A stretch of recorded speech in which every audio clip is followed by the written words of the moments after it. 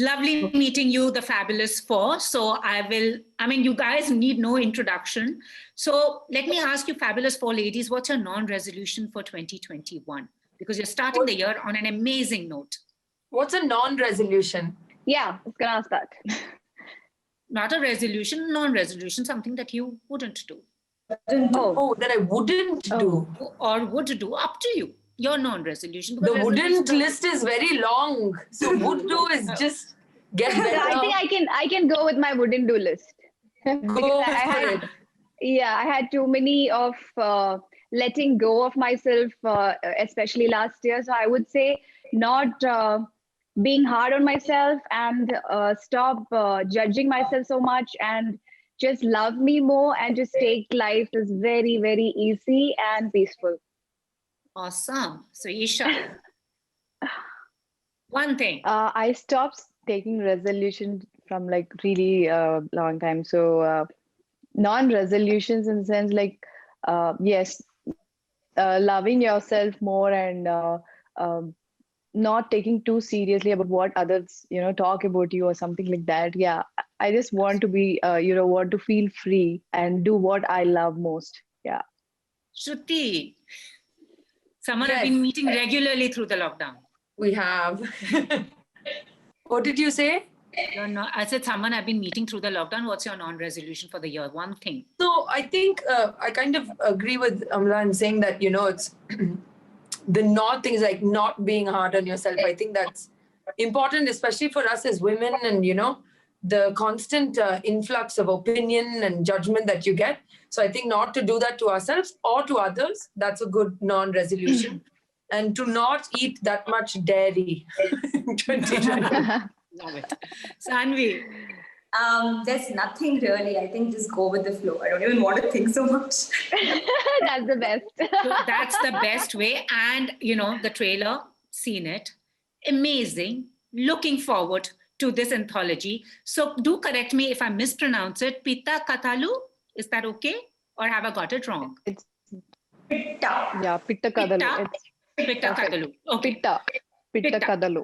So what was it about this anthology, before we discuss your characters and in the narratives that you're playing, made you just jump in and say yes? Who should answer first? I'll have to do a roll call. So let's start with the lady in pink. Let's start with the lady in pink. Okay. So I think to simply put it, I love the story. I love the director. I love the platform. That was the beginning calling. Yeah, so that was the first calling for me. So all three things bang on. I'm like, yeah, I'm doing it. Awesome. Isha, we'll go according to It's pretty much same as Amla said. It's the director's story. Obviously, it's Netflix love stories thing. So I was really excited to be part of this one. Shruti and Sanvi, two S's. So I think that for me, I've been a fan of the platform and all of the other stuff it's put out. So for me, it was exciting, that number one. But most importantly, the director and the story. I really, really loved what the story was saying and how relevant it is. And to have a poignant part in that narrative was so exciting to me. I've loved Nagi's work, so I was really excited to work with him. So yeah, just a combination of things. Sanvi, what about you? I think to take off from here, I'm a newbie, so Netflix, obviously it delivers such quality content, and to be a part of such a platform, I think it's a blessing. And moreover, I always wished to meet Tarun Bhaskar. So I think I got an opportunity, and obviously it feels out of the world, something you wished is happening. And I think it's really a blessing to me. I love it. So let's start with the stories. Amala, let me come to you. Play Meera. And they say a woman hides a lot of secrets, and it's best to see her writing to know what she's thinking. Exciting. But she has a few cards up her sleeve. So did you resonate with Meera? And what was that about that entire story as an actor you found challenging, and as a woman you resonated with? Mm-hmm. Because it highlights on a whole lot of issues also. You have violence, abuse, marital abuse, everything coming in. But also women's desires and identity. Yes. I think to begin with, I'm not how much I can relate to Meera. I'm not a writer. So I think if a man wants to know my secrets, he can check my playlist, my music playlist, and the books I read, not my Google chat history. I don't agree that. So with me and Meera, I think always when I get a character, two things I mainly look at are one is how much similar this character is with me, and what are the not so similar things about me and the character. And if it's more on the not, there are not too many similarities, then I think my affinity to do that role is more, because that gives me a sort of, lot to homework, lot to study, and a lot of emotions that I can go through, which normally I wouldn't. So it keeps me engaging. So yeah, coming to Meera, when I read the story for the first time, I thought it was a very engaging narrative and a very engaging character as well. Like, she didn't feel boring to me, and also she had this huge voice, and that she was hiding under her skin, and this huge persona, this huge identity that she was trying hard to suppress. And I think that's the part that I related with her a lot, because in our today's world, in our society, especially men and women, there is so much suppression that's going on, but especially with women, there is too much suppression. Like, they get conditioned from a very young age, and once in a while some women really takes that courage and come out of it. They have to put up hell huge fights with everything, with family, with society, with the world, to sort of come out of it. And I think that's what really and that changes their life. I think that's like a rebirth for them. And for me, that's the part I loved about Meera, and I related, and why I wanted to play Meera so much. Yeah. And yeah, superbly well narrated story. It's not very dramatic. It was perfectly scripted. true. And coming to Shruti, so ex-life Diya, initially I thought this girl is so not like Shruti, but later, whatever unfolds. So it's like this dystopian world, and where, she says power cannot be destroyed or created, it needs to be transferred. And how we are all data, which is sadly the reality we are living in. We have all become data. So what was it about playing Diya? I know it's set in this futuristic world, because I think we just might just be remote controlled by anyone. So what was it about playing her? Divya is interesting because, well, I love that you said, okay, this is so not Shruti, but that's the point, isn't it? Like Amla said, Yeah. the more you find away from yourself, the more interesting the journey into this person and the commitment to telling their story. But the feeling of the story was extremely universal, especially that point you're saying about all of us just being data. Today, IP and data is the most valuable thing, like commodity in the world, anywhere in the world.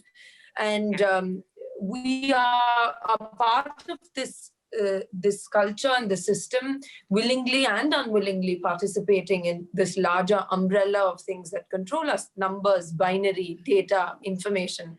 So in that, to add the emotion and the point of view of a woman is also very interesting to me. She is in essence representing, I think, a part of us, all of us as women, where we're waiting for that chance to open our mouths and say something. But there's so many preconceived notions and conditioning aspects to society that leave us waiting just a little bit, especially in India. I'm very proud of being an Indian woman, but I'm sure you will agree, like, compared to some places, we are much further ahead, but compared to others, we aren't, especially in communication and how much we can and cannot say.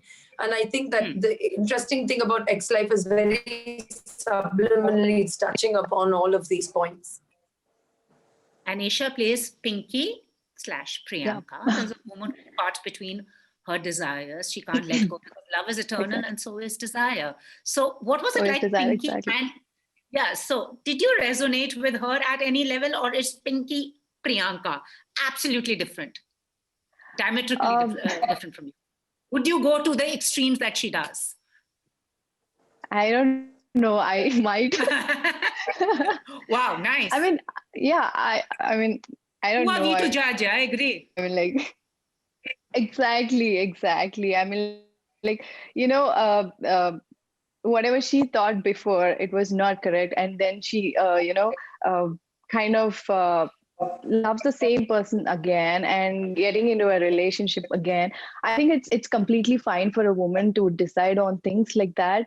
And I could relate to that character personally also, because I mean, taking any decision at any point of time, like comparatively, if a man takes that decision, it's completely fine in the society. But when a woman takes a decision like that, it's so controversial. So I really like that character because she's very, very strong-minded and strong-willed. At the same time, she's very vulnerable when coming to her relationship. So yeah, I could completely relate to that character, and I think everyone will definitely relate to Pinky. True. And then there's Sanvi, who's playing Ramula. So she's someone who's manipulated by the system, society. So what was it like playing her? And I mean, what a transformation. You look absolutely different from what I saw in the trailer. Yes. Firstly, Ramula is it's set up in a village, and she is a dark-skinned girl. And I believe the director's idea was to, portray a dark-skinned girl like a typical villager.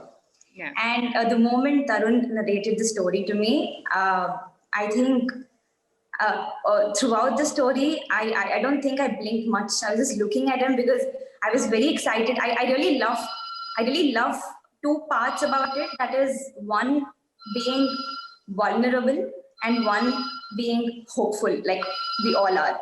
So I think that's the highest relatability factor that we can see in Ramula. And like you can see, obviously, it's like a contrast. Like you see me now, and if you see Ramula, I don't think a lot of people would recognize me. But I think that excited me, and I really loved the whole character arc of how Ramula is. And also, ladies, I feel these narratives, that the 4 stories that you've showcased, I don't know whether we would see them in feature film that we are seeing in this anthology, because I'm sure you've been actors, you are approached with certain roles that you are wanted to play. Do you also see this now changing with these kind of narratives? No longer is the girl in a chiffon sari wanting to be rescued by the hero. Do you see now we are going to embrace all the shades of women? Absolutely. I think that's the best part. And I think it's already changed. Exactly. Yeah. And I feel this particular story that I did for Netflix, I wouldn't want to do it as a feature film. I think the best part of it is that, it's in feature film, what happens is that, there has to be a particular duration and it has to be set in a certain way. Like there is too many rules about it, like songs, and it has to have a, surprise element. There is this division of first half, second half. So I think it's much more painless, and you are taking a story, an incident, and then you're building characters around it, and then you are putting that story for others to watch. I think these anthologies, the best part of them are like how simply it's put across. Like there is not too many twists and turns, or there are no songs. I'm not a fan of having too many songs in movies. So I think if I was given an offer to do this as a feature film, I wouldn't have, but definitely because of this platform where we can say so many stories in short time is the best part of it. Yeah, because there's no dramatization, there is no exaggeration. It's put as simple as that, as the way it is, as real as it can get. True. I think to continue on that, what she said is very important of, things being formulaic. And the one thing that I find in life, which is very rarely represented, is the gray area, which is a woman has to be good or bad, victim or perpetrator, or, we're falling into these pockets in the larger Who scale. is an ideal woman, the good woman?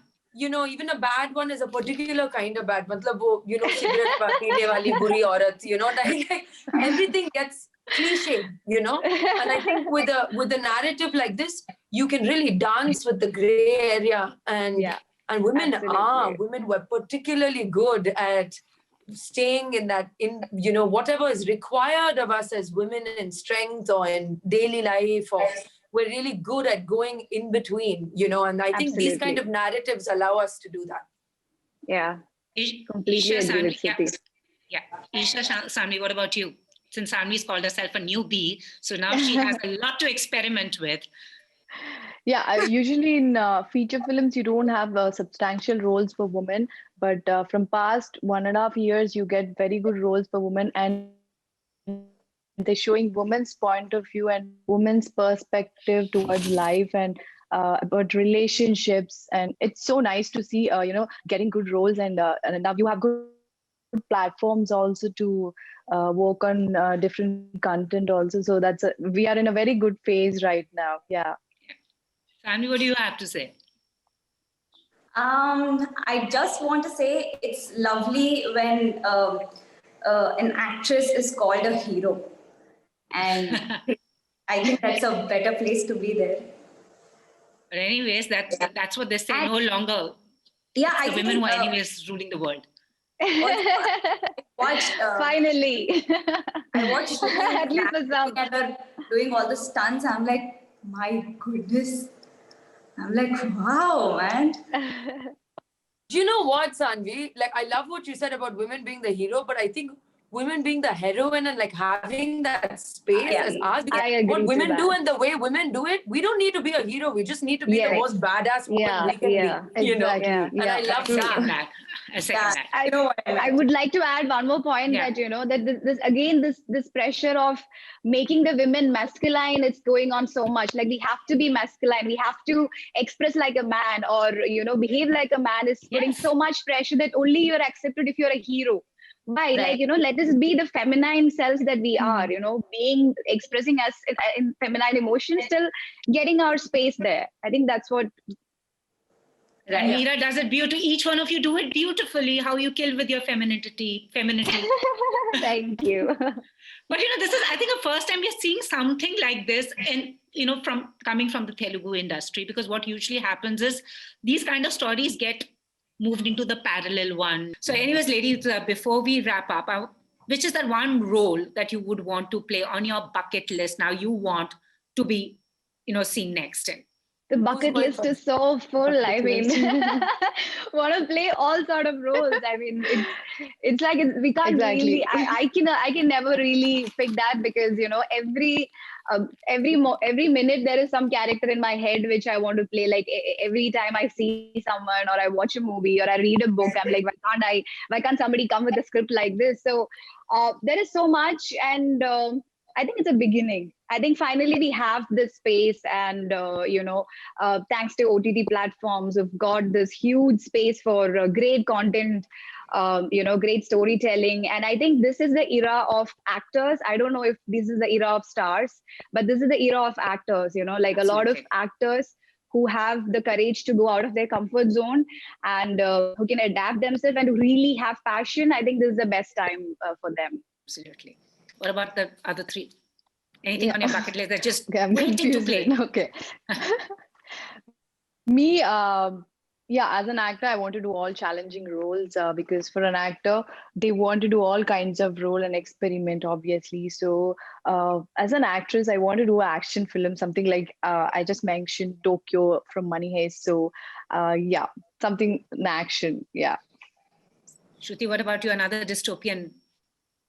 Why do I look like I belong in a dystopian world? Like, You are just You just can. perfect I think fit you for can- it. yeah, exactly. It's You just can pull so- it off like no one else. It's just So brilliant perfect in for her it. recent film. Yeah. She Yeah. did very well. Oh, thank you so much. I think that I'm very blessed that in real life and in the opportunities of the women I get to meet to play, I just see so many stories and layers with women. But if I had like one small kutti wish, it's just that I've always been like very suspect of like how musicians are portrayed, because I'm also a musician, and the journey of how it feels for me to be a musician internally and create music, and how much it means, like that's I've very rarely seen translated, because music is portrayed in a very like she sat and an idea aaya, and then some music happened, and it's just Need to make a they musical. lose the magic of it. So I would love to play the internal emotional world of a female musician and a broke one in India who tries to sing in English. I feel very personally connected. Wow. Your lips to Basically, gorgeous. I think basically your biography, biopic. Yeah, Shruti. but not Shruti, because You know, I mean, I've been very blessed, Amla, that I can pay my bills being an actress. If I was just an independent musician, oh geez, that's like a tragic Greek tragedy. True. Sanvi, what about you? I think it's similar to what Amla has just said, that, you know, whatever you see, you feel like playing that. So, Yeah, true. whatever. Greedy, abundance. Thank you so much, ladies. So what would happen, just this last question, just a last one, where Meera, Divya, Pinky, Priyanka, and Ramula were to meet, what would it be like, the four of them together? Oh God, that'll be one hell of a meeting for sure. Yeah. I would say Party brace for impact. Brace for impact. Yeah. We'll probably party Exactly. and just. I think it'll be electrifying. Absolutely. Isha, what about you? Stunned and you shocked. Thank you so much, ladies. Thank you so much, ladies. All the very best. It was Thank you so much. More power to you. Want to see Thank you. more such narratives. Thank you so much. Yes, Thank you. thank you. Bye. Thank you so much. Bye. Bye. Bye.